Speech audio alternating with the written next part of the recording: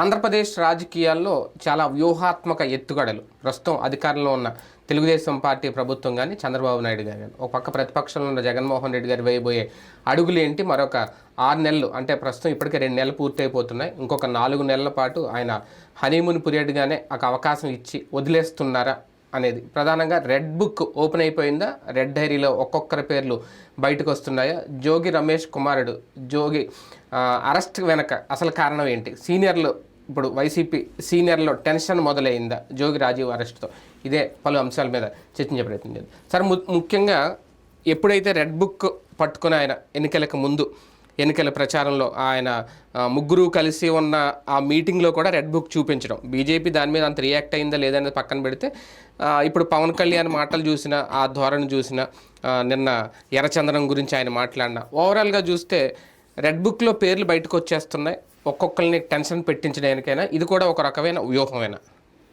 ఇప్పుడు రెడ్ బుక్లో రాశారు అంటే జగన్ మీద ఒక ముద్ర తెలుగుదేశము కాంగ్రెస్ కలిసి వేశారు అప్పట్లో. కానీ లోకేష్ రెడ్ డైరీ తన మీద ముద్ర తనే వేసుకుంటున్నాడు. అవునా? క్లియర్గా ఆ రోజున తన కార్యకర్తలకు ఒక ధైర్యాన్ని ఇవ్వడం కోసం రెడ్ డైరీ అనే పదం వాడాడు ఆయన. దాంట్లో పేర్లు రాశారు, నీ పేరు ఉంది, నీ పేరు ఉంది, నీ పేరు ఉంది అన్నట్టు. కానీ నిజ జీవితంలో వాటితో ఏమవుతుంది? ఇప్పుడు ఒక మాఫియా డాన్లో లేకపోతే ఒక తీవ్రవాద సంస్థలో ఒక నక్సలైట్లో నీ పేరు మేము రాసుకున్నాము అంటే అర్థం ఏంటి? వాడు లేపేస్తామని, వాడు చచ్చిపోతాడని, టార్గెటింగ్ పెట్టారని అర్థం. వాడికి ఇక బ్రతుకు లేదు అనేటటువంటి భయం ఉంటుంది. ఇప్పుడు రెడ్ డైరీలో ఏం చేస్తారు అంటే 5 ఏళ్ల పాటు అధికారానికి దూరం అయి కసితో రగిలిపోతున్న క్యాడర్కో తన బలగానికో ఆ రెడ్ డైరీ అనే ఒక బుక్ మంచి జోష్, ఒక ఉత్సాహం తీసుకురాలేదా? ఇప్పుడు పరిస్థితులు అలా కనిపించట్లేదా? నేను చెప్తుంది అదే, ఆ రోజున జోష్కి అవసరం. ఎందుకంటే చంద్రబాబు అరెస్ట్ అయినప్పుడు కూడా రోడ్డు మీదకి రావడానికి ధైర్యం చేయాలి. అప్పుడు ఒకసారి గుర్తుకు తెచ్చుకుంటే ఆయన పాపం అక్కడి నుంచి బై రోడ్డు ఎందుకు వచ్చారు, దారిలో రోడ్లంతా గందరగోళం అవుతుంది, కానీ ఎవడు పట్టించుకోలే. ఒక చిలకలూరుపేట దగ్గర ఎవరో 4 హడావిడి చేశారు అంతే. టోటల్గా అంత చివరి కోర్టు జైలుకి వెళ్ళేదాకా కూడా ఏమీ లేదు. అంటే దాన్ని బట్టి జనంలో ఒక నార్మల్ ఇదంతా రొటీన్ అనే ఫీలింగ్ వచ్చేసినటువంటి రోజులలో క్యాడర్కి రెడ్ డైరీ అనేది ఒక ధైర్యాన్ని ఇచ్చింది, ఉత్సాహాన్ని ఇచ్చింది. గ్యారంటీ రేపు పొద్దున వాళ్ళని వదిలిపెట్టము అని చెప్పేటటువంటి కరెక్ట్. అది ఆ రోజున అది అవసరం. కానీ అధికారంలోకి వచ్చాక రెడ్ డైరీ, ఇప్పుడు ఏం జరిగినా రెడ్ డైరీ అంటున్నారు అంతే. అంటే సకల పాప హరణం అని మనకి దీంట్లో తీర్థం ఇచ్చేటప్పుడు చెప్తారు, సకల పాప హరణం అని. ఇక్కడ సకల పాప కేంద్రం అవుతుంది రెడ్ డైరీ. ఇప్పుడు పోలీస్ ఆఫీసరు స్థానికంగా ఉన్నటువంటి ఎమ్మెల్యే ఒత్తిడితోనో, స్థానికంగా ఉన్న తెలుగుదేశం పార్టీ నాయకుడు ఒత్తిడితోనో ఎవరో వైఎస్ఆర్ కాంగ్రెస్ పార్టీ వాళ్ళు వేధిస్తున్నాడు. వెంటనే ఏమంటున్నారు, రెడ్ డైరీలో పేరు అంటున్నారు. లేదు, ఒక ఏదైతే 2 దాడులు జరిగినాయి తెలుగుదేశం వాళ్ళు, అవన్నీ లోకేష్ చెప్పి చేయించాడని నేను అనుకోను. కానీ జనంలోకి వెళ్ళి ఏమైంది, రెడ్ డైరీ. పదే జగన్ కూడా అదే వాడుతున్నాడు, రెడ్ డైరీ. అంటే దట్ మీన్స్ ఏంటిది, రెడ్ డైరీ అనేటటువంటిది ఇప్పుడు కామన్ అయిపోయింది. అంటే ప్రతి తప్పుకి, ప్రతి అరాచకానికి రాసి మరీ దాడులు చేయించారు, అంటే అసాంఘిక వ్యవహారాలను ప్రోత్సహించారు. అప్పుడు అతను చెప్పింది ఏంటంటే రెడ్ డైరీ అంటే కొడతామని కాదు, చట్టబద్ధంగా శిక్షిస్తామని. ఇక్కడ చట్టబద్ధంగా ఏం జరుగుతున్నాయి? దాడులు చట్టబద్ధమా? అరాచకం చట్టబద్ధమా? హత్యలు చట్టబద్ధమా? లేదు. పోలీస్ కేసులు, దొంగ కేసులు పెట్టడం చట్టబద్ధమా? ఒరిజినల్ కేసు పెట్టు, అరెస్టులు చట్టబద్ధం. అరెస్ట్ జోగి రమేష్ కొడుకుది అరెస్ట్ అనేది చట్టబద్ధం. నాకు తెలిసి అది కూడా, అది దాంట్లో ఖచ్చితంగా కొంత రెడ్ డైరీ ఇంపాక్ట్ ఉంటుంది. ఎందుకంటే అది జోగి రమేష్, వల్లభనేని వంశీ, కొడాలి నాని, రోజా వీళ్ళు టార్గెట్ కాబట్టి వాళ్ళ విషయంలో ఏం జరిగినా రెడ్ డైరీనే.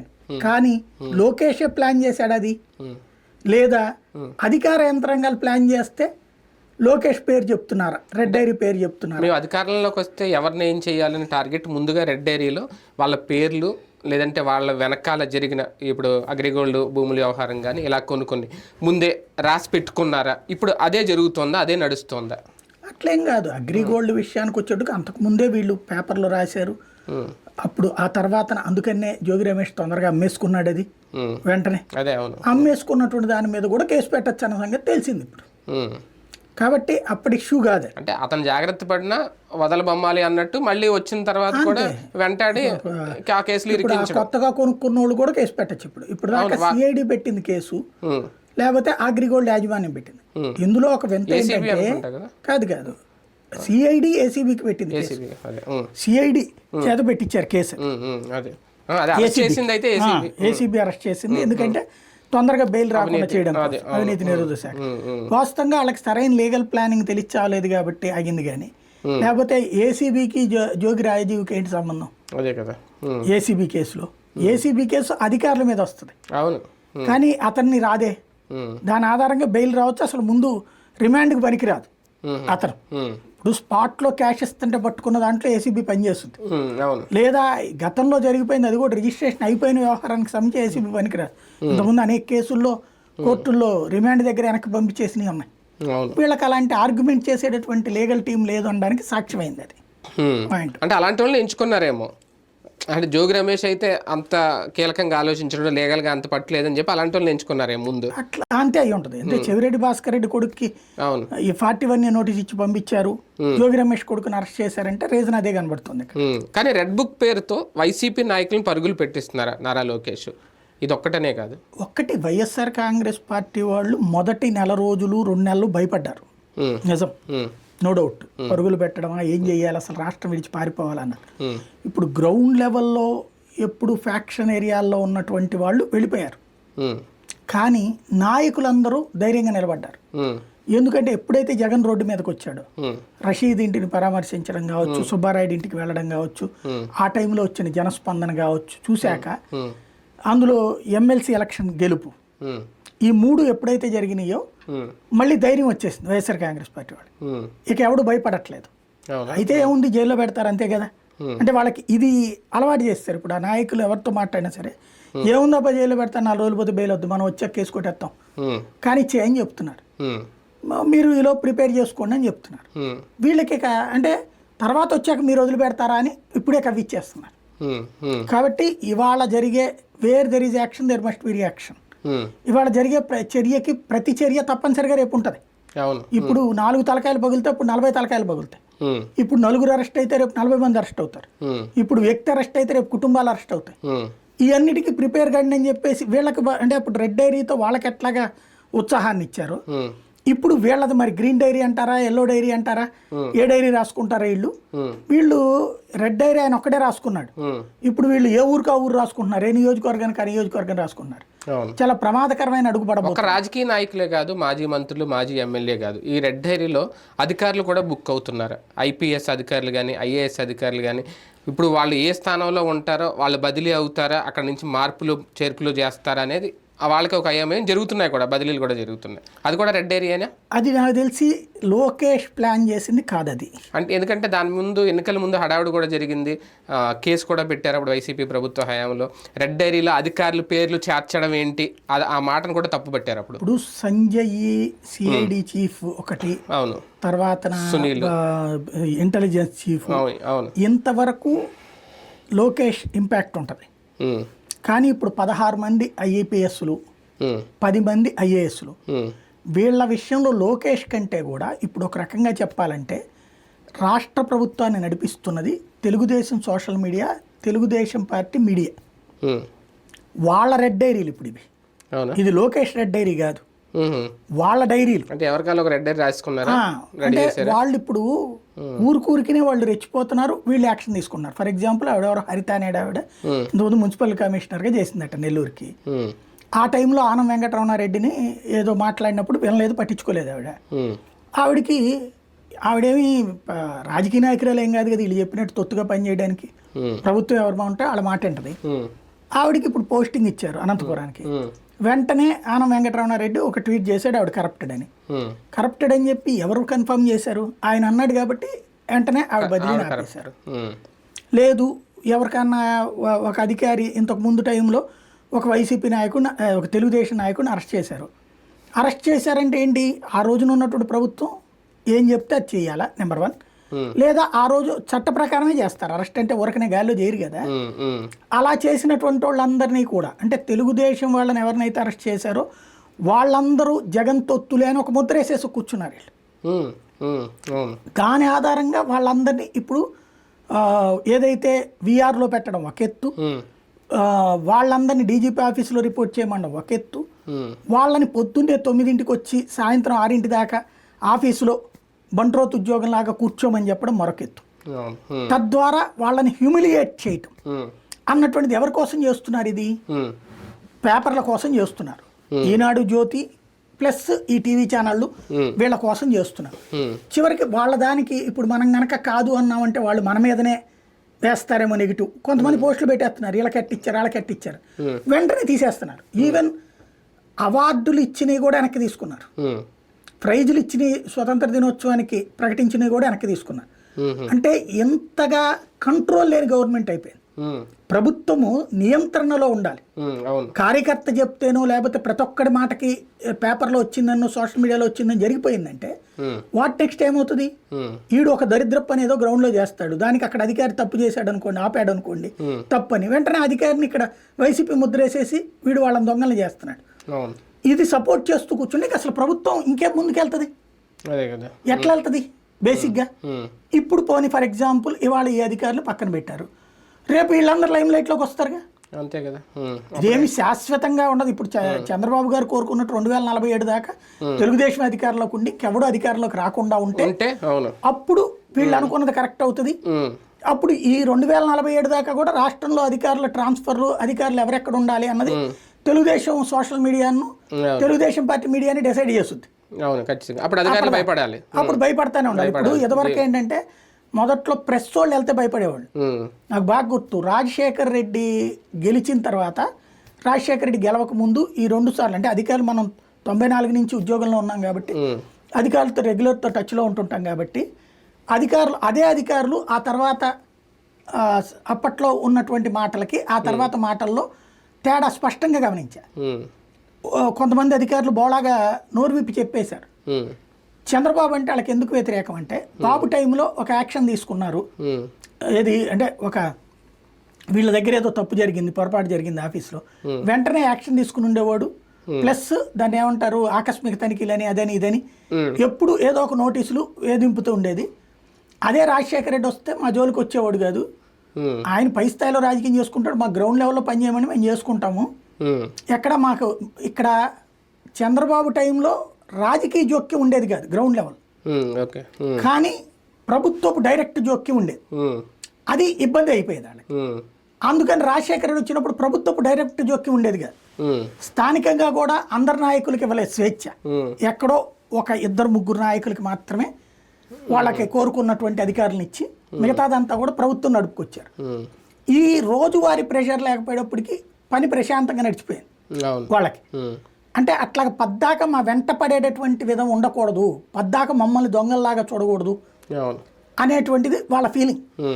మీరు అందుకనే చూడండి, అంతకుముందు హిడెన్ ఆపరేషన్స్ అవన్నీ రాజశేఖర రెడ్డి హయాంలో జరిగినప్పుడు యాక్షన్ సగం కూడా జరగల. చంద్రబాబు టైంలో హిడెన్ ఆపరేషన్కి సంబంధించిన యాక్షన్ చాలా జరిగాయి. వార్త వచ్చిందంటే చర్య ఉండేది, సస్పెన్షన్ ఏదో ఒకటి.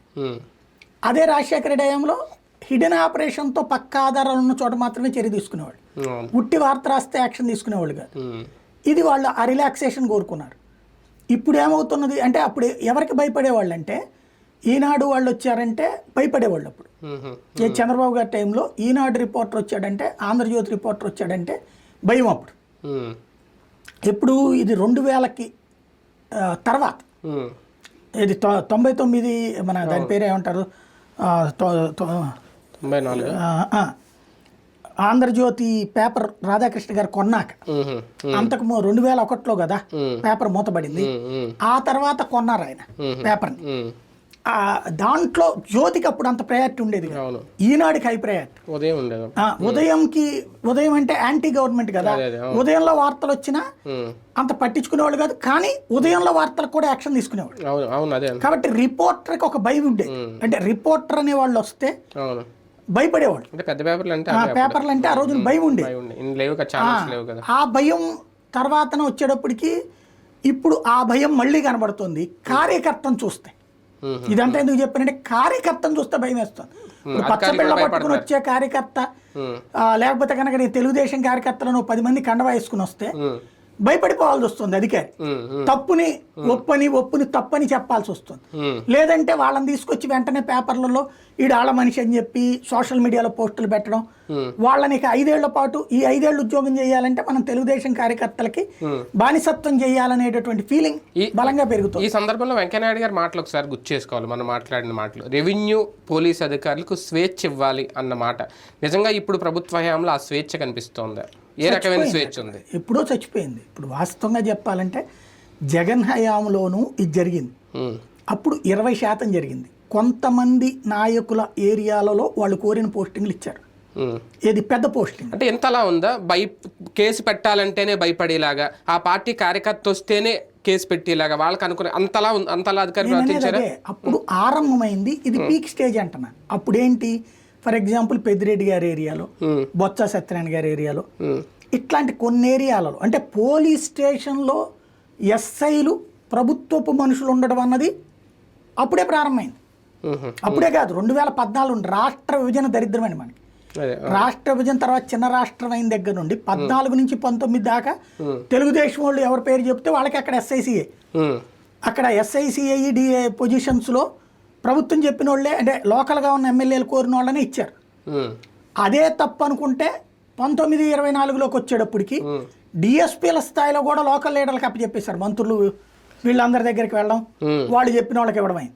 ఎంపీలు చెప్పిన వాళ్ళకి, మంత్రులు చెప్పిన వాళ్ళకి. దాంట్లోనే కదా ఎమ్మెల్యేకి ఎంపీకి గొడవలు, ఎమ్మెల్యేకి మంత్రులకి గొడవలు, ఎంపీకి మంత్రులకు గొడవలు ఎందుకు వచ్చినాయి? వీళ్ళు తెచ్చుకున్న అధికారులు వీళ్ళ పార్టీలోనే ఒకటికంటే కూడా వీళ్ళకి ఫేవరబుల్గా పనిచేసి పెట్టడం వల్ల వచ్చిన ఘర్షణలు కదా. బాలినేని నియోజకవర్గంలో జరిగినాయి అయినా, లేకపోతే అక్కడ బొత్స నియోజకవర్గం దగ్గర జరిగినాయి, విశాఖపట్నంలో జరిగినాయి అని, ఇవన్నీ కూడా ఎప్పుడైతే అంటే అక్కడ అప్పట్లో 15% చేస్తే చంద్రబాబు 14-19లో పై స్థాయిలో, వీళ్ళు 30% చేశారు. ఇప్పుడు 90% అయిపోయింది.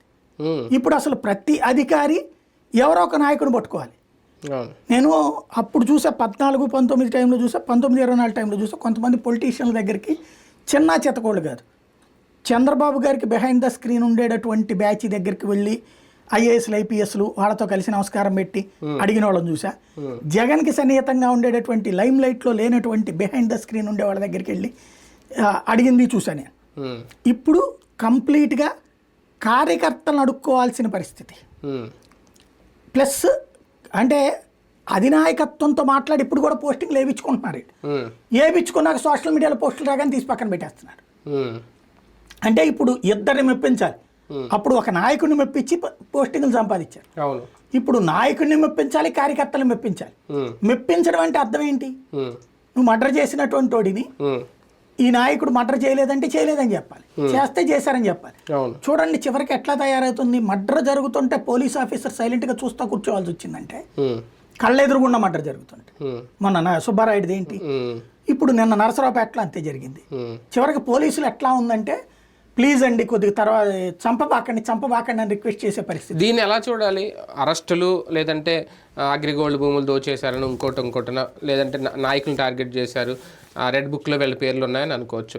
కానీ రెండు పార్టీల తరపు నుంచి నడి రోడ్డు మీద జరుగుతున్న హత్యలు, కళ్ళల్లో కారం కొట్టు మరి వేట కొడవలతో నరుగుతున్నవి, ఇవి కూడా రెడ్ బుక్లో ముందుకే ప్రిపేర్ అయి ఉన్నాయా, లేదంటే రెడ్ బుక్ చూసుకొని జరుగుతున్న కుట్రలు, హత్యలు, ఇవి ఉదంతాలు అనుకోవాలి? నేను ఫస్ట్ చెప్పిన మాట అదే. లోకేష్ రెడ్ బుక్ తన కార్యకర్తలకి ధైర్యాన్ని ఇవ్వడానికి చేస్తే దాంట్లో ఇప్పుడు జరిగే ప్రతిదానికి అతని మీదకే వేస్తున్నారు. ఇప్పుడు జగన్కి సంబంధించి అవినీతి పరుడు అని ఎట్ట ముద్రేశారు, ఇప్పుడు లోకేష్ రెడ్ డైరీకి శాశ్వతం అయిపోతుంది అతని పేరు. రెడ్ డైరీలో ప్రతీకారం ఉందా, క్రూరత్వం ఉందా, రెండు ఆలోచించుకోవాలేమో. నేను చెప్తుంది అదే. ఇందులో లోకేష్ ఎందుకు చేపిస్తాడు ఆ మర్డరు? సుబ్బారాయుడికి ఆయనకి ఏంటి గొడవ? అదే కదా. ఇప్పుడు లోకేష్ చేయించాడంటే ఏ కుప్పంలో జరిగినటువంటి సంఘటనలకో, లేకపోతే కనుక వాళ్ళ నాన్న అరెస్ట్ చేయించిన దానికో, అది కూడా చట్టబద్ధంగా చేస్తానన్నాడు. కానీ నేను అసాంఘిక కార్యకలాపాలు చేస్తానని చెప్పలే అతను. కానీ ఇక్కడ జరుగుతున్నది అసాంఘిక కార్యకలాపం. హత్యలు చేసే ప్రతి ఒక్కడు ఇప్పుడు ఎప్పుడైతే అధికారులని ఏది పార్టీ కార్యకర్త కోట్ చేశాడన్నో, అఫీషియల్ స్పోక్స్ పర్సన్ అన్నాడని నేను బదిలీ చేయడం ప్రారంభిస్తున్నారో, కంట్రోల్ లేదు. ఎప్పుడైతే కంట్రోల్ లేదో పోలీసింగ్ మీద నమ్మకం పోతుంది. అంతే. రెండవది ఏమైందంటే క్రిందటిసారి కోర్టులు అనుసరించిన వైఖరి ఇప్పుడు ఉపయోగపడుతుంది. పోలీసులు ఇప్పుడు ఎవరినైనా అరెస్ట్ చేయమంటే చేస్తారంతే, కొట్టి గిట్టి చేయగాల్చుకోరు. ఒక రఘురామకృష్ణరాజు ఉదంతంతో పోలీసులకి అందరికీ టోటల్గా ఆంధ్రప్రదేశ్లో పోలీసులకు ఒక భయం వచ్చేసి ఇప్పుడు ఎవరినైనా అరెస్ట్ చేయమంటే ఏ తప్పుడు కేసు పెట్టి చేయమని చేసేస్తారు. కానీ వాళ్ళని కొట్టడం లాంటివి చేయరు, అవమానించడం లాంటివి చేయరు. ఎందుకంటే చేస్తే కోర్టుకు వెళ్తారు, రేపు పొద్దున వీళ్ళందరినీ దోషులుగా పెడతారు, మళ్ళీ ప్రభుత్వం మారినప్పుడు మనల్ని ఎదవల్ని చేస్తారు, మనం వెళ్ళి దోషులుగా నిలబడాలి, పోలీసులు కూడా అరెస్టులు చేయించే పరిస్థితులు, మనతో పాటు వాళ్ళు కూడా మనం కూడా నేరస్తుల పక్కన ఉంచోవాల్సిన గతి అనేటటువంటి ఒక భయం వచ్చేసింది. అంటే వ్యవస్థ చిన్నాభిన్నం అయిపోయింది. ఎప్పుడైతే ఇది జరుగుతున్నదో గ్రౌండ్ లెవెల్లో మర్డర్ చేసేవాడికి డేర్ వచ్చేసింది. ఇప్పుడు సింపుల్ లాజిక్ ఏంటంటే నువ్వు ఒక బంగారపు కొట్టు బయట పెట్టినటువంటి సెక్యూరిటీ వాడు వాడిని ఒక 10 సార్లు షాప్ అతను తలుపు తీయడం ఇట్లా చేయాలి. తీసేటటువంటి సందర్భంలో కొద్దిగా చేయి తగిలిందన్నో ఇట్లా ఎవరో కంప్లైంట్ చేశారని చెప్పి వాళ్ళని తిడతా ఉన్నాడు అనుకోండి, తర్వాత ఏం చేస్తాడు? నిజమైన దొంగ వచ్చిన టైంలోనైనా సరే నాకెందుకు వచ్చిన గొడవ అని పక్కన ఉంచుంటాడు. నా జీతం నాకు కొత్త కదా, నాకెందుకులే అన్నట్టు. ఇప్పుడు అదే జరుగుతూ ఉంది. ఇప్పుడు ఎప్పుడైతే ప్రతిదానికి నాకు లింక్ అవుతాను, నాకెందుకు వచ్చిన గొడవ అనుకుంటున్నారు.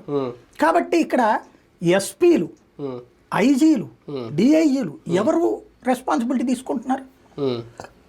ఒక మర్డర్ జరిగిందంటే, ఒక దాడి జరిగిందంటే, ఇప్పుడు ఇదివరకు ఇంకా సాక్షిలో లేకపోతే YSR Congress party social media వాళ్ళు ఈనాడు ఆంధ్రజ్యోతి వీటిట్లో ఏదన్నా తమ వాళ్ళ మీద దాడి జరిగిందన్నో లేకపోతే ఒక ఇన్సిడెంట్ జరిగింది అనుకోండి, అది పార్టీకి సంబంధం లేదు, అది లోకల్ సంబంధం, ఇట్లాంటిది అక్కడ ఒక బయట తీసుకున్నో అక్కడ ఏయో మాటల్ని పట్టుకునేనో కౌంటర్ అంటూ ఇచ్చేవాళ్ళు, ఆన్సర్ అన్న చెప్పేవాడు.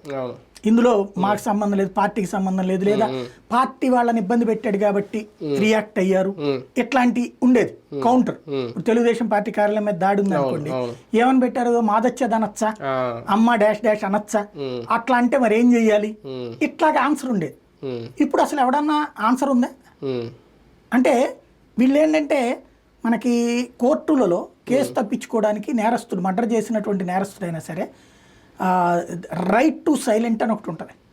అంటే నేను నిశ్శబ్దం, నేనేం మాట్లాడను, నువ్వు సెక్స్ చేసుకుంటా వేసుకోపో. ఇక్కడ సెక్స్ చేసేసాడు అనుకోండి జడ్జి, పైకి వెళ్ళి నా వాదన ఏమి వినకుండా వేసాడని పైకి వెళ్తాడు. అలాంటి ఒక నిశ్శబ్దాన్ని పాటిస్తున్నారు, ఏం మాట్లాడరు దీని మీద. ఇలాంటి సందర్భంలో ఇక్కడ మన లా అండ్ ఆర్డర్ అనే పదం ఉపయోగించవచ్చా? దాని ప్రస్తావన తీసుకురావచ్చా? లా అండ్ ఆర్డర్ అసలు ఉందా, కంట్రోల్లో ఉందా లేదా? లా చచ్చిపోయింది, ఆర్డర్ లేదు రాష్ట్రంలో. లా అంటే ఏంటి? తప్పు జరిగిన వాళ్ళని పట్టుకుని చట్టం ముందు నిలబెట్టేటటువంటి వ్యవస్థ, ఎవరైనా సరే న్యాయం ముందు నిలబెట్టే వ్యవస్థ. ఏ పార్టీ అయినా తప్పు చేసిన వాడిని తప్పు అని. అది ఎక్కడుంది అసలు రాష్ట్రంలో? పైగా ఎవడిది తప్పని పార్టీ చెప్తే, లేదా ఎవడిది తప్పని కొంతమంది నాయకులు చెప్తే వాళ్ళని మాత్రమే పట్టుకెళ్తే ఇంకా లా ఎక్కడుంది? లా అనేది జేబు వస్తువు అయింది. ఆర్డర్ ఇంకెందుకు ఉంటుంది? ఆర్డర్ లేకపోవడమే కదా ఈ దాడులకు కారణం. మీరు చూడండి, చంద్రబాబు గారు ఇప్పుడు పదే పదే ప్రెషర్ చేశాక గొడవలు తగ్గినాయి. 2 నెలల క్రితం నుంచి చూస్తే ఇప్పుడు ఈ 4-5 రోజుల నుంచి తలకాయలు పగిలే సంఖ్య తగ్గింది. పగలడం తగ్గల, పగలడం ఆగల, సంఖ్య తగ్గింది. బట్ గ్రౌండ్ లెవెల్ వ్యవస్థలు అసలు ఇంకెక్కడా ఎవరి మాట అయినది పరిస్థితి లేదు. వ్యవస్థ చిన్నాభిన్నం అయిపోయింది. అది లా లేదు, ఆర్డర్ లేదు. ప్రస్తుతం రాష్ట్రం ఏంటంటే ఓ రకంగా చెప్పాలంటే కిమ్ రాజ్యం నడుస్తోంది. ఎవరికి నాయకుడే కిమ్ము, ఎక్కడికక్కడే కిమ్ములు. అంతేనా? ఏ ఊరికి ఆ ఊరు తెలుగుదేశం నాయకుడు కిమ్ము. వాళ్ళు ఎలా చెప్తే అక్కడ అధికార యంత్రాంగం అట్లా నడవాలి. లేదు అంటే వ్యవస్థ ఆడికేదో ఒకటి అయిపోతుంది. ఈ తరహా స్టేజ్ అనేది ఫస్ట్ టైం జరిగింది. చంద్రబాబు గారు లా అండ్ ఆర్డర్కి ప్రాణం పెట్టే మనిషి, లా అండ్ ఆర్డర్ని అసలు దారిలోకి తెచ్చిన మనిషి, రౌడీజాన్ని ఫ్యాక్షనిజాన్ని దూరం పెట్టిన మనిషి. ఆయన చెప్తుంటే 95 నాటి చంద్రబాబుని చూస్తారని నేను సంతోషపడతా. 95 నాటి చంద్రబాబు జన్మభూమి ప్రజల వద్దకు పాలన కార్యక్రమాలు నిర్వహించిన చంద్రబాబు కాదు. అది కార్యక్రమాల్లో ఒక part. Main concept law and order. Law and ఆర్డర్ని కంట్రోల్లో పెట్టిన మగాడు, మొనగాడు, ఫ్యాక్షనిస్టుల్ని కంట్రోల్ పెట్టిన మగాడు, రౌడీల్ని నిర్మోహమాటంగా లోపలేసినోడు, సొంత పార్టీ కార్యకర్తను కూడా తప్పు చెయ్యనీయనోడు. అవి చేస్తూ ప్రజలకి సేవా కార్యక్రమాల కింద ప్రజల వద్దకు పాలన, లేకపోతే జన్మభూమి, శ్రమదానం అని ప్రజల ఇన్వాల్వ్మెంట్ ఇవి చేసుకొచ్చారు. ఇప్పుడు ఇవి చేస్తున్నామంటున్నారు. ఇది లేకుండా ఇది చేసి ప్రయోజనం ఏంటి? నువ్వు ప్రజల వద్దకు వెళ్ళి ఇప్పుడు అన్న క్యాంటీన్ భోజనం పెట్టావు, వాళ్ళు తింటారు 300 మంది, 350 మంది తింటే అక్కడ నీకు 50,000 మందో 1,00,000 మందో ఉన్నటువంటి ఆ ఊళ్ళో లాండ్ ఆర్డర్ లేకపోతే ఏంటి ప్రయోజనం? అదే కదా. ఇంకోటి అక్కడ బాధ్యతాయుత తత్వం లేకపోతే ఏంటి ప్రయోజనం? ఇప్పుడు బీసెంట్ రోడ్డు, చిరు వ్యాపారులు, మీకు తెలుసు నాకు తెలుసు చిన్నప్పటి నుంచి ఆ షాపులు, బడ్డీలు, రోడ్డు ముందు పెట్టుకునే బండ్లు ఇవన్నీ ఇప్పుడు అకస్మాత్తుగా తీసేస్తే ఒకడు వచ్చి ఏమనాలి? వాళ్ళు ఎక్కడికి వెళ్ళాలా? లేదా ఇంకో చోట పెట్టినటువంటి బళ్ళన్నీ పీకేయడమో, లేకపోతే ఒక చోట రోడ్ల పక్కన పెట్టుకునే వాళ్ళందరినీ పక్కనకి చేసేయడమో చేస్తే ఏమవుతుంది? ఇది లాండ్ ఆర్డర్ ప్రాబ్లం అని తీసి పక్కన పెడుతున్నారు వాళ్ళు. ఇప్పుడు ఏంటి అసలు సంగతి అంటే వైసీపీ టైంలో పెట్టారండి అని తెలుగుదేశం ఎవడో చెప్తాడు. తెలుగుదేశం నాయకుడు అక్కడ ఉన్నటువంటి ఎమ్మెల్యే దగ్గరికి పోతారు, ఎమ్మెల్యే చెప్తాడు. అంటే ఇక్కడ అసలు విషయం ఏంటి? ఈ వ్యాపారస్తుడు మారిపోయి వీళ్ళ వ్యాపారస్తులు రావాలి. ఇది గ్రౌండ్ లెవెల్లో ఎక్కడికి వెళ్ళిపోతుంది? పూర్ మీదనే అటాక్ వెళ్తుంది. ఆ పూర్ ఫీలింగ్ దగ్గరికి వెళ్ళిపోతున్నాం మనం. అది అసలు ఇంతకుముందు అట్టుందా? ఒక రకంగా చెప్పాలంటే జగన్ హయాంలో వెచ్చలవిడిగా పేదల లైఫ్ వచ్చింది. ఇప్పుడు మీకు నాకు తెలుసు విజయవాడలో స్వరాజ్ మైదాన్ అంటే ఇప్పుడు పీడబ్ల్యూడి గ్రౌండ్స్ స్వరాజ్ మైదాన్ అంటాం దాన్ని. ఆ పక్కన చంద్రబాబు గారి టైంలో రైతు బజార్ పెట్టారు. ఆ కృష్ణవేణి కాలేజ్ ఉండేది యువతల పెట్టారు. ఆ రైతు బజార్ బయట 4 పెట్టుకునేవాళ్ళు, దాన్ని ఏమంటారు, బుట్టలు, పళ్ళ బుట్టలు. అవి కూడా కూరలన్నీ లోపల అమ్ముతారు, బయట పండ్లు.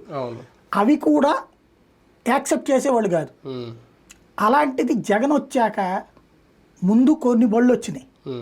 తర్వాత అసలు అది ఎవరు ఎక్కడికి వెళ్ళే రోడ్డు? అది గవర్నర్ బంగ్లాకి వెళ్ళే రోడ్డు. అవును, రోడ్డు ఆపడేశారు ఇప్పుడు రాజ్భవన్కి వెళ్ళాడు జగన్ వచ్చాక. అది టోటల్గా రోడ్డు క్లోజ్ చేసి పడేసి రాజ్భవన్లోకి ఎట్ట వెళ్ళాలంటే త్రూ అటు పోలీస్ కమిషనర్ ఆఫీస్ నుంచి చుట్టూ తిరిగి గెస్ట్ హౌస్ నుంచి అలా వెళ్ళాలి. ఇక్కడ మెయిన్ రోడ్డు బ్లాక్ అయిపోయింది. అవును, ఇదివరకు అదేంటి ఓపెన్ పెద్ద రోడ్డు. అది ఎక్కడికి వెళ్ళాలి? ఏలూరు రోడ్లోకి వెళ్ళేటటువంటి రోడ్డు, డైరెక్ట్ రోడ్డు అది. కాకపోతే గవర్నర్ కోసం ఖాళీగా అక్కడ, లేకపోతే గవర్నర్కి సెక్యూరిటీ ప్రాబ్లం అవుతుంది, అందరూ వెహికల్స్ దాని ముందు నుంచి వెళ్తే అన్న ఉద్దేశంతో అక్కడ క్లోజ్ చేస్తే అది సగం క్లోజ్ చేసి పక్క నుంచి వెళ్ళేటట్టు పెడితే ఇప్పుడు శాంతం తీసుకొచ్చి అది కూరగాయల బండి, టిఫిన్ల బండి అయిపోయింది. అది ఇప్పుడు అక్కడ కనుక మార్చారనుకోండి, వాడేం ఫీల్ అవుతాడు? జగన్ టైంలో మేము హ్యాపీ, ఇప్పుడు ఎట్లాగా? డబ్బులు ఎవడన్నా తినలేదా? తినుంటాడు. ఎవడో లోకల్ గా గడ్లీ లీటర్ ఎవడో తల దగ్గర నుంచి ఎంత వసూలు చేయడం, లేకపోతే అదే బళ్ళ పెట్టే వాళ్ళలో ఎవడన్నా 100 రూపాయలు వసూలు చేసి ఎవరిని ఇచ్చుంటాడేమో లీడర్కి. ఇవ్వలేదని నేను చెప్పా, ఇప్పుడు అది వసూలు చేస్తారుగా, అప్పుడు ఇస్తే వదిలిపెడతారా? కానీ వాడి జీవితంలో నువ్వు వేలు పెడుతున్నావు. ఇది లాభదు, ఆర్డర్ అవ్వదు, పైగా కెలకడం అవుతుంది. కానీ ప్రజాస్వామ్యం కూని అవుతుందా? ప్రజలు భయపడుతున్నారా ఈ అరెస్టులు కానీ ఈ మర్డర్లతో? దీని మీద పోరాటం చేయాల్సిన ప్రతిపక్షం, లేదంటే జగన్మోహన్ రెడ్డి ఇంకా 6 నెలలు, ఇంకా 2 నెలలు అయింది, ఇంకో 4 నెలలు చూద్దాంలే, వాళ్ళకి ఇంకా హనీమూన్ పీరియడ్ ఇద్దాంలే అని సైలెంట్గా ఉండడం కరెక్టా? ఇందులో పోరాటం చేయకపోవడం, వెళ్ళాడు కదా అక్కడ 2 చోట్లకి, ఢిల్లీ వెళ్ళారు, కూర్చున్నారు, గవర్నర్కి ఫిర్యాదు చేశారు, లేఖ ఇచ్చారు. ఇంకేం చేస్తారు? వెళ్ళి తలకాయ నీళ్ళు కూడా బాగా ఇప్పుడు చంద్రబాబు నాయుడు ఉన్నప్పుడు చనిపోతే ఏం చేశారు? వెళ్ళారు, పరామర్శిస్తారు, ఇది తప్పని ఖండిస్తారు, అంతకుమించి ఇంకేం చేస్తారు? ఆయన ఏమన్నా కర్రలు పుచ్చుకుని రోడ్డు మీదకి వచ్చాడే. కానీ ఏది ఆగట్లేదు కదా. అదే అప్పుడు ఆగిందా? ఇప్పుడు ఆగుతుందా? ఎప్పుడైతే నాయకులకి లాండ్ ఆర్డర్ని మనం పక్కన పెట్టేశామో, నేను చెప్తున్నా కదా, 2004 95 to 2004 నాటి చంద్రబాబు అంటే లాండ్ ఆర్డర్ చంద్రబాబు కావాలి. అది ఏ పార్టీ వాడైనా సరే తప్పు చేసిన లోపల వేయించే చంద్రబాబు కావాలి. అంతేగాని ఇంకా కాపాడుకొచ్చే ఈవెన్ పవన్ కళ్యాణ్ నోట్లో నుంచి మొన్న మచ్చుమర్రి సంఘటన జరిగితే దాన్ని జగన్కి ముడిపెట్టినటువంటి వ్యవహారాలు ఉండకూడదు. అది సుగాలి ప్రీతిది ఆ రోజుల్లో జరిగినటువంటిది చంద్రబాబు టైంలోనే. దాన్ని ఇక్కడ జగన్కి పెట్టేసి డైవర్ట్ చేసే రాజకీయం ఉండకూడదు. నికార్సుగా, నిర్మోహమాటంగా, నిర్భయంగా ఉండాలి. రాజకీయం అనేటటువంటిది ప్రజలకి ప్రయోజనకారి కాకపోయినా పర్లా, ప్రజల జీవితాల్లో ఏలు పెట్టకూడదు. జగన్ హయాంలో ఒక 30% మంది ఎవరైతే పెద్దవాళ్ళ జీవితాల్లో ఏలు పెట్టాడు అతను. ఒక రియల్ ఎస్టేటో, ఒక తెలుగుదేశం పార్టీకి సంబంధించిన పెద్ద వ్యాపారస్తుల వాళ్ళు, దానికే కలవరపడ్డ పేదలు ఇతనికి వ్యతిరేకంగా ఓటేశారు. ఇప్పుడు పేదోండే కెలుకుతున్నాం, రెక్కాడితే డొక్కాడనోని కెలుకుతున్నాం. చిరు వ్యాపారులకు వెలుగుతున్నాం. దీని పర్యవసానం ఎక్కడికి వెళ్తుంది? కానీ ఏంటిది మా ప్రభుత్వాన్ని ఒక బలమైన ప్రభుత్వం ఏర్పడినప్పుడు ఇలాగే ఉంటుందా? ఒక 11 స్థానాలకే పరిమితమైన ప్రతిపక్షం లాంటి వాళ్ళు పోరాటోళ్ళని వాళ్ళ విజ్ఞప్తిని వినతుల్ని కేర్ చేయకుండా పట్టించుకోకుండా పక్కన పడేస్తారా? అదేనా లోపం? మీడియా ధీమా. అప్పట్లో ఏం జరిగినా, ఇద్దరు వ్యక్తుల మధ్య సంఘర్షణ జరిగినా అది జగన్ వైఫల్యం, సైకో పాలన అని రాసినటువంటి మీడియా ఇప్పుడు జరిగిన దాన్ని సమర్థిస్తూ రాస్తున్నది. ఏమని? నీచపత్రిక, రోతపత్రిక అట్టెట్ట రాస్తుంది, గతంలోనూ జరగలేదా అని రాసుకొస్తూ ఉన్నారు. అంతేగాని అక్కడ పోతోంది ప్రాణం, పగులుతున్నది తలకాయలు, ధ్వంసం అవుతున్నది ఆస్తులు. అంటే 2014లో కూడా ఈ తరహా పాలన ఉందా? అక్కడ 64 మంది ఎమ్మెల్యేలు ప్రతిపక్షంలో ఉన్నప్పుడు కాస్త అంత ఇప్పుడుతో పోల్చుకుంటే ప్రతిపక్షం బలంగా ఉంది కాబట్టి అప్పుడు ఇంత దారుణమైన పరిస్థితులు ఉన్నాయా? 2014-19 మధ్యలో ఇంత దారుణం లేదు, 19-24 మధ్యలో ఇంత దారుణం లేదు. ఫస్ట్ టైం ఇంత దారుణం జరిగింది ఏంటంటే క్రింద స్థాయి కార్యకర్తలు చెప్పింది నమ్మి చేస్తుండటం వలన. క్రింద స్థాయి కార్యకర్త పక్కా స్వార్థపరుడైన వాడు ఉంటాడు, నిజమైన కార్యకర్త ఎవడు కూడా మాట్లాడు, వాడు పని చేసుకుంటూ పోతాడు.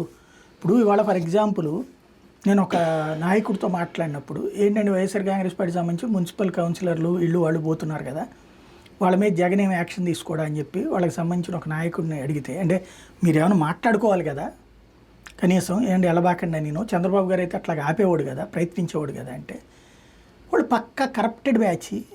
ఇప్పుడు వాడు కింద స్థాయిలో ఇల్లు కట్టుకునేవాడి దగ్గర, వాళ్ళ దగ్గర వీళ్ళ దగ్గర బ్లాక్మెయిల్ చేసి తినేటువంటి వాడు. వాడిని మేము కంట్రోల్ చేయకపోబట్టి వాడు అట్ట తయారయ్యాడు. ఎందుకంటే మేము గ్రౌండ్ లెవెల్లో కంట్రోల్ చేయలేం కాబట్టి. ఇప్పుడు వాడు ఈ ప్రభుత్వం అధికారంలోకి వచ్చింది కాబట్టి మళ్ళీ ఈ 2 ఏళ్ళు కూడా తినాలంటే బెటర్ అన్నటువంటి ఉద్దేశంతో వాడు పోతున్నాడు. ఇప్పుడు వాడిని మేము ఆపాలంటే వాడు సంపాదించుకునే డబ్బులన్నీ మా వాళ్ళు పెట్టాలి. తర్వాత మళ్ళీ ఆడనే చూపెట్టి జనానికి చూపెడితే ఏమంటారు? అంత కరప్టెడ్ని అలౌ చేస్తారా? కాబట్టి కరప్షన్ మేము ఆపలేకపోయామని వాళ్ళకి ఓట్లేశారు. వాళ్ళు ఇప్పుడు అదే కరప్టెడ్ని తీసుకుని ఏం చెప్తారు? అదే కరప్టెడ్ గాడిని ప్రజల దగ్గరికి ఏ పని కావాలని డబ్బులు వసూలు చేసి, ఇప్పుడు ఇంకా మేము చేసిన పని ఏంటంటే దాన్ని ఏమంటారు, సర్టిఫికెట్లు ఇట్లాంటి పెన్షన్లకి వీళ్ళకి లేకుండా చేయడం వల్ల నిజాయితీగా జరిగింది. అదే వీళ్ళకి అప్పచెప్తే అందులో కూడా తినేవాళ్ళు, ఇప్పుడు వీళ్ళకి అప్పచెప్తున్నారు. వాళ్ళు తింటారు కదా. ఇప్పుడు పెన్షన్ ఇప్పించాలన్నా ఇప్పుడు ఆల్రెడీ మీ కార్డు బిగి ఇచ్చేస్తాం, మీకు అది చేపిస్తాం, ఇది చేపిస్తాం అని బెదిరిస్తున్నారు కదా. రేపు పొద్దున వీళ్ళ కారణంగా పోకపోయినా సహజంగా ఏమనుకుంటారు, వీళ్ళకి లంచం ఇవ్వకపోవడం వల్ల అని వస్తుంది కదా. కాబట్టి ఈ కరప్షన్ని గ్రౌండ్ లెవెల్లో మనం కంట్రోల్ చేయలేము. ఈ కంట్రోల్ చేయకపోగా ఇక్కడ సమర్థిస్తున్నాం మనం. ఎప్పుడైతే ఈ పరిస్థితి వస్తుందో దారిలోకి వ్యవస్థ ఎప్పుడు బాగుపడుతుంది ఇక. అదే కదా. ఇవన్నీ ఒక ఎత్తు అయితే ఈ వారంలో అంటే చంద్రబాబు గారి పరిపాలనలో 2 నెలలు పూర్తయిన తర్వాత ఏమన్నా భారీ మార్పులు తీసుకుంటే విప్లవాత్మక మార్పులు అంటాం. ఇప్పుడు మీరు అన్నట్టు నిజంగా రేపొద్దున్న ఒక 20 లక్షలు 30 లక్షలు రేషన్ కార్డులు తీసేసిన, ఆల్రెడీ వాలంటీర్ వ్యవస్థ గురించి ఒక క్లారిటీ ఇచ్చేసినట్టేనా? అంటే ఇంకా వాలంటీర్లు ఉండరు అనేది, అంటే అఫీషియల్గా అయితే చెప్పలేదు కానీ ఇంకా రేపటి నుంచి వాళ్ళు రారు అనేది అయితే క్లారిటీ వస్తుంది. రేషన్ వాహనాలు కూడా పూర్తిగా ఆగిపోబోతున్నాయి, వాహనాలు కూడా రేపటి నుంచి ఉండవు, అది ఆయన నోటి నుంచి చెప్పింది. సచివాలయాల మీద కూడా అసలు ఉంటాయా ఉండవా అనేది ఒక క్లారిటీ ఇచ్చేసినట్టేనా ఈ 3 వ్యవస్థలకు సంబంధించి? అంటే డోర్ డెలివరీ అనేది కంప్లీట్గా జగన్ హయాంలో ఉండేదిలే ఒకప్పుడు అని రేపు పొద్దున్న భవిష్యత్తులో చెప్పుకోవాలా? ఇంటి వద్దకు పాలన, ప్రజల వద్దకు పాలన. చంద్రబాబుది ప్రజల వద్దకు పాలన అంటే 2 నెలలకో 3 నెలలకో ఒక మీటింగ్ డేట్లు పెట్టి 3 నెలలకు ఒకసారి ఒక ఊరికి పో, అధికార యంత్రాంగాలందరూ ఎంఆర్ఓ స్థాయి, ఆర్డీఓ స్థాయి వాళ్ళందరూ అక్కడ కూర్చోవాలి, కలెక్టర్లు కూడా అటెండ్ అవుతూ ఉండాలి. అక్కడ ఏదైనా ప్రజలు రిప్రజెంటేషన్ ఇస్తే వెంటనే చెప్పాలి. అక్కడ రోడ్డు అడిగారు అనుకోండి, లేదని చెప్తురు, అంటే నిధులు లేవు, లేకపోతే చూద్దాం ఎట్టుండేది, కాలం అంటే అట్లాగేనే వాళ్ళు, మంచినీళ్ళు అంటే అట్లాగేనే వాళ్ళు. కాబట్టి దాంతో ఇంకే ప్రయోజనం లేకుండా పోయింది ప్రజల వద్దకు పాలన.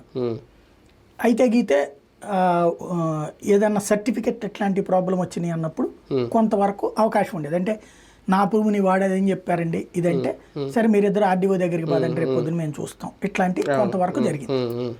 అది నాడు ప్రజల వద్దకు పాలన.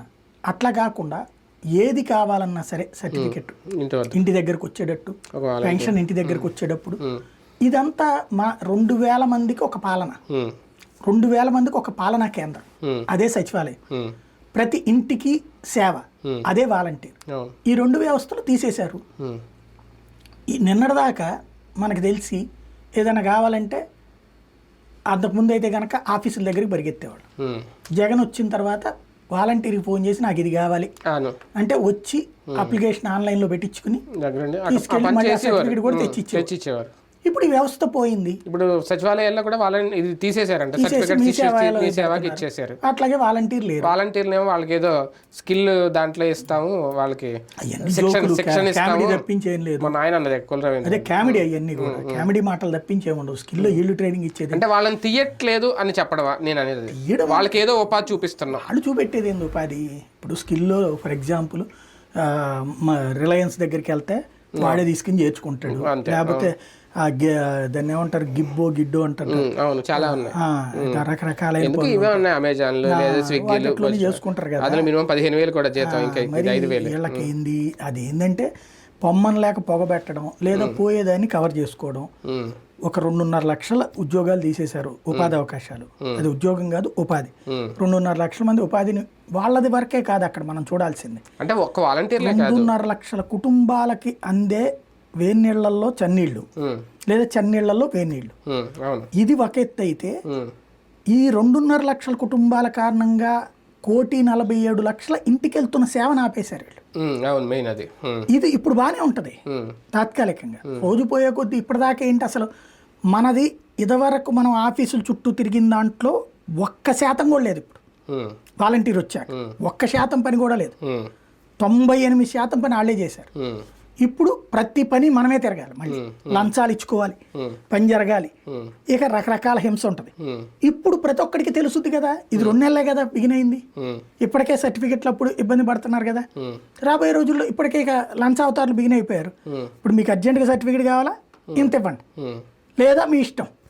ఇది ఎప్పుడైతే బిగిన్ అయిపోయిందో ఉద్యోగులు హ్యాపీ, డబ్బులు వస్తాయి. ఇంతకుముందు డబ్బులు పోయినాయి వాలంటీర్ల వల్ల, సచివాలయ సిబ్బంది వల్ల. ఇప్పుడు డబ్బులు వస్తాయి, వాళ్ళకి హ్యాపీ. కానీ విక్టిమ్ పబ్లిక్. ఇది దీర్ఘకాలంలో కనబడేటటువంటిది. అంటే ఒకటి రేషన్ విషయంలో కూడా వాహనాలు ఆపేసిన, ఇంటికి వచ్చి ఇచ్చేది ఆపేసిన. ఇప్పుడు దాదాపు 4,000 ఎంత అంటున్నారు, 4,000 2,000 కరెక్ట్గా లేదు. రేషన్ షాపులు కొత్త ఇవ్వబోతున్నాం, కొత్త రాబోతున్నాయి రేషన్ డీలర్లు. దానివల్ల ఉపయోగమేనా? అంటే ఈ లోటు అలా భర్తీ అయిపోతుందా నిజంగా? రేషన్ విషయంలో ఒక ఆస్పెక్ట్ ఉంది. ఇప్పుడు ఒక రకంగా చెప్పాలంటే రేషన్ డీలర్కి కమిషన్ అయితే పరమదారుణం.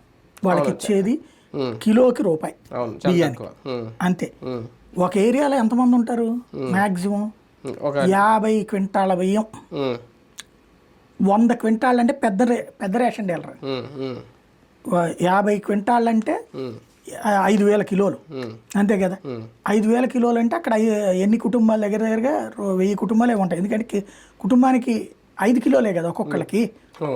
ఊరు మొత్తంకి ఉన్నటువంటి జనాభా లెక్క. ఇప్పుడు ఫర్ ఎగ్జాంపుల్ ఒక 1000 ఇళ్ళు ఉన్నాయి అనుకోండి, 1000 ఇళ్ళకి రేషన్ కార్డులో 1000 ఇంటూ 4 ఉంటే 4,000.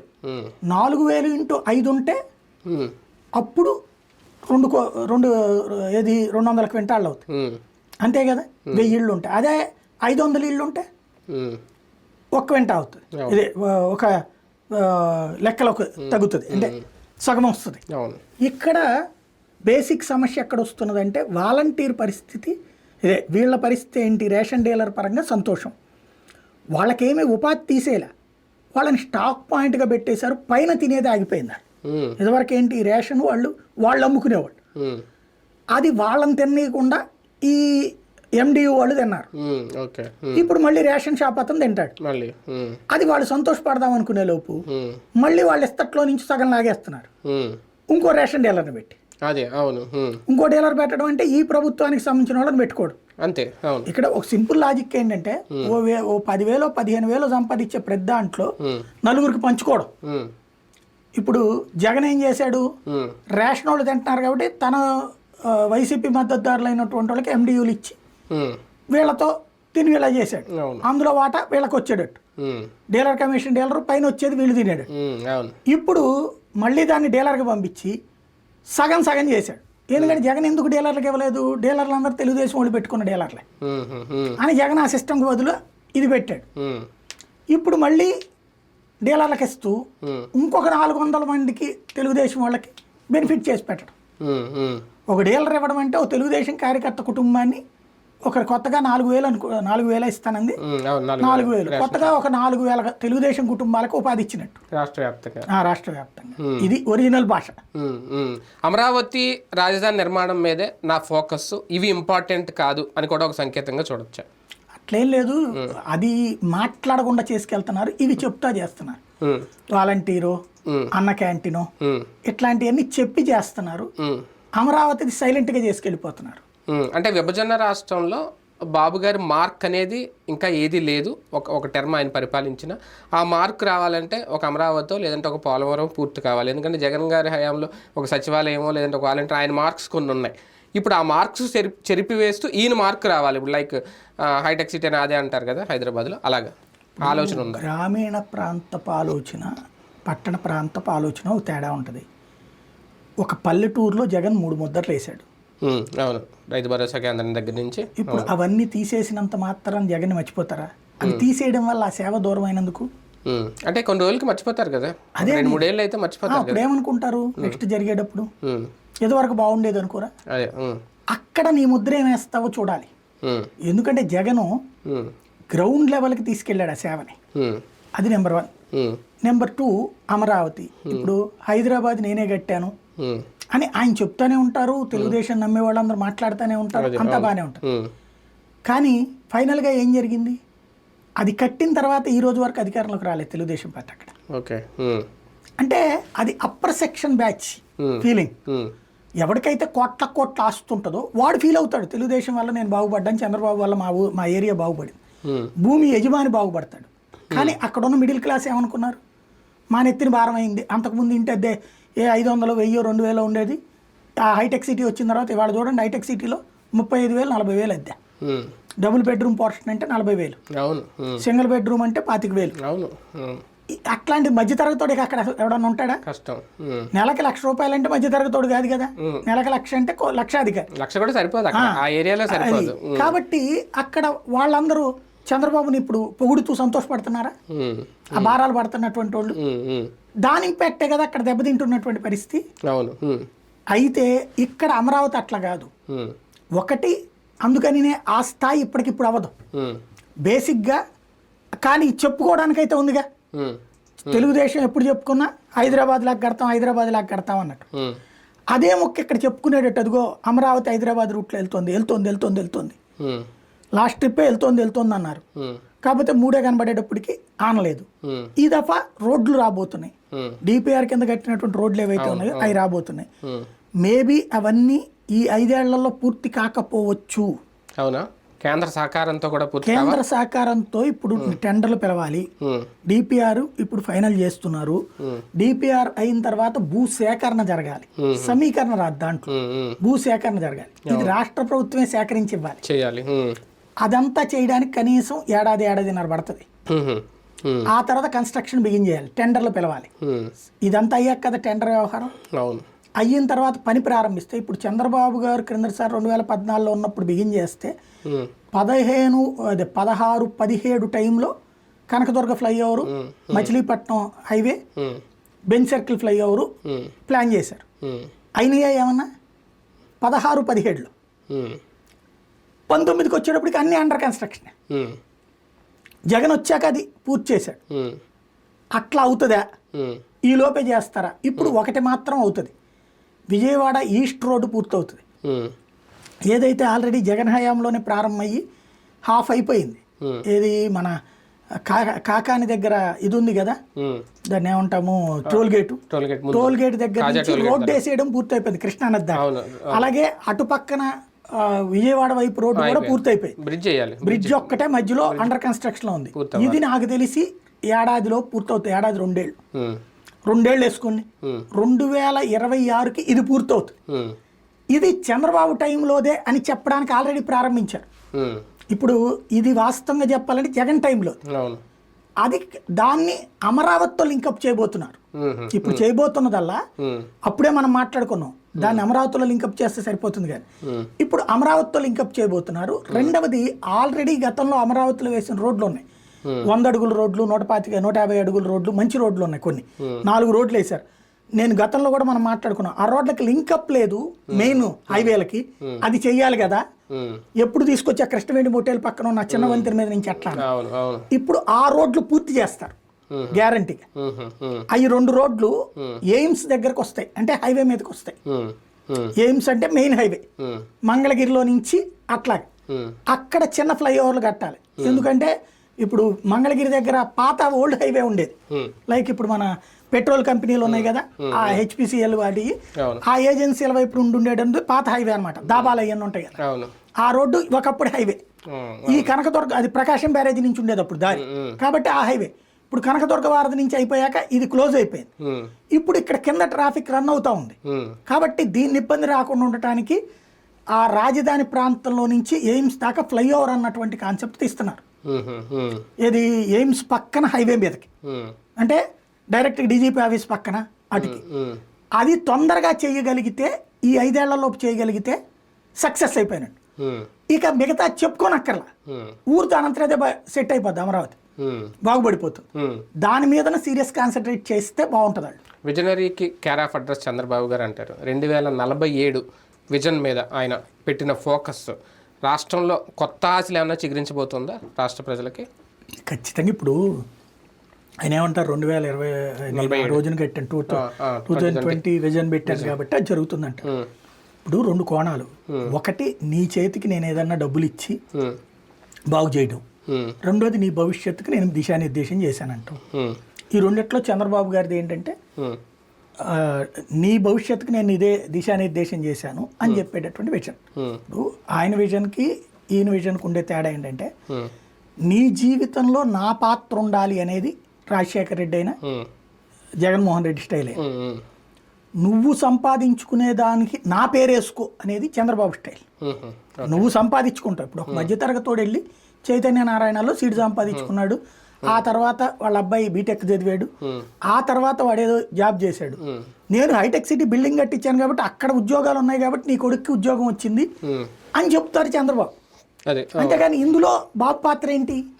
హైటెక్ సిటీ బిల్డింగ్ కట్టించడం, అంటే అద్దెకో బిల్డింగ్ ఇచ్చాను కాబట్టి నీ వాడికి అక్కడ ఉద్యోగం వచ్చింది నా పేరు చెప్పుకొని చంద్రబాబు స్టైల్. అలా కాకుండా నీ బాబు చదువుకోవడానికి ఎంత డబ్బులు ఇస్తా, చదివించు, ఆ కాలేజీలోకి పంపించు, ఇంటర్మీడియట్లో ఎంత ఇస్తాను తీసుకో, డిగ్రీలో ఎంత ఇస్తాను తీసుకో, నీ పిల్లని చదివించు, చదివించాక అక్కడ బాబు కట్టించిన దానికి ఉద్యోగానికి పంపించు, పక్కన నేను కూడా 100 బిల్డింగ్లు కట్టిస్తున్నాను, వేరే వాళ్ళకి పర్మిషన్ ఇచ్చాను, ఆ ప్రాంతం డెవలప్ అయింది కాబట్టి నా పేరు చెప్పుకొని మాత్రం అడగట్లే. అక్కడ నువ్వు బతుకు అని చెప్తున్నారు. ఇక్కడ ఈ రెండింటి మధ్యన తేడా అదే. రేపు అక్టోబర్లో రాబోతున్న అదే 1వ తారీఖు 2వ తారీఖు అన్నారు మద్యం పాలసీ టీడీపీ ప్రభుత్వాన్ని అధికారంలో తీసుకొచ్చిన మందుబాబుల కోసమా, లేదంటే రాష్ట్రంలో ఆదాయం పెంచుకోవడం కోసం? ఒక్క రిక్వెస్ట్ మాత్రం చేద్దాం, అక్టోబర్ 2 లోపు పెట్టద్దు, పెడితే అక్టోబర్ తర్వాత పెట్టండి. అక్టోబర్ 2ను మాత్రం ఇనాగ్రేట్ చేయకండి. కొత్త మద్యం పాలసీ అదే అప్పుడు చేయబాకండి, పరువు పోతుంది. పెడితే నవంబర్లోనే పెట్టేయండి కావాలంటే, అక్టోబర్లో పెడితే అదే సెప్టెంబర్లోనే పెట్టేయండి పర్లేదు. ఎందుకంటే నెలకు ఒకటి పెడుతున్నాం కదా, కిందటి నెల పెన్షను, ఈ నెల అన్న క్యాంటీను, రేపు వచ్చే నెల బస్సులు లేవు కాబట్టి ఇది పెట్టేయండి. సెప్టెంబర్ 15 సెప్టెంబర్లో ఏదో మంచి రోజు చూసుకుని పెట్టేయండి. అంతేగాని అక్టోబర్ 2 మాత్రం పెట్టకండి, మరీ అసహ్యంగా ఉంటుంది. గాంధీ జయంతి రోజున మద్యానికి క్లియరెన్స్ ఇచ్చామనేది బాగోదు, ఒకటి. రెండోది, రేటు నేను అనుకోవడం ఏంటంటే 200 రూపాయలు ఉన్నటువంటి బాటిల్ 80-100 రూపాయలకి ఇప్పిస్తానికి ట్రై చేస్తున్నారు క్వార్టర్లు అని చెప్తున్నారు. ఏది ఇప్పుడు రన్నింగ్ లో ఉన్నటువంటి ఓల్డ్ బ్రాండ్, ఇప్పుడు రన్నింగ్ లో ఉన్న బ్రాండ్. ఇవి కాకుండా కొత్త బ్రాండ్లు ఎవరి రేటు వాడిదే కదా, దాంట్లో ప్రభుత్వం నిర్దేశించేది ఏం లేదు కదా, వాడి రేట్ అవి అందుబాటులో ఉంచేటట్టు. కాకపోతే ప్రభుత్వం చేతిలో ఉంచాలా ప్రైవేట్ చేతిలో ఉంచాలా అన్నది ఇంకా తేలట్ల. ఇప్పుడు ప్రభుత్వం చేతిలో ఉండేటప్పుడు బల్క్ అమౌంట్ వచ్చేస్తుంది చేతికి, ఏ రోజుకి ఆ రోజు వస్తుంది. ఓ రకంగా ఇవాళ cash and carry style.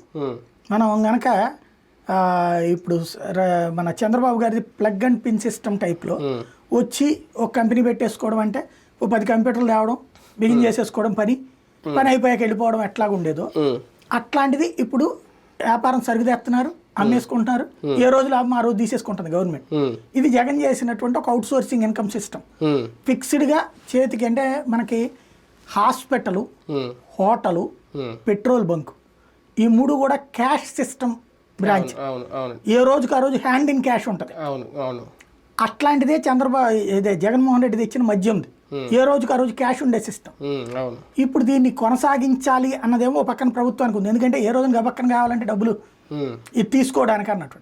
Same time నాయకుల ఒత్తిడి ఉంది, అది ఇంకా ఏది డిసైడ్ చేసుకుంటారో చూడాలి. భారతీయ జనతా పార్టీ విషయానికి వస్తే నిన్న ఆల్రెడీ వారధి పేరుతో ప్రారంభించారు. ఆల్రెడీ 2 పార్టీలు రన్ చేస్తున్నాయి, అటు జనసేన కానీ తెలుగుదేశం పార్టీ.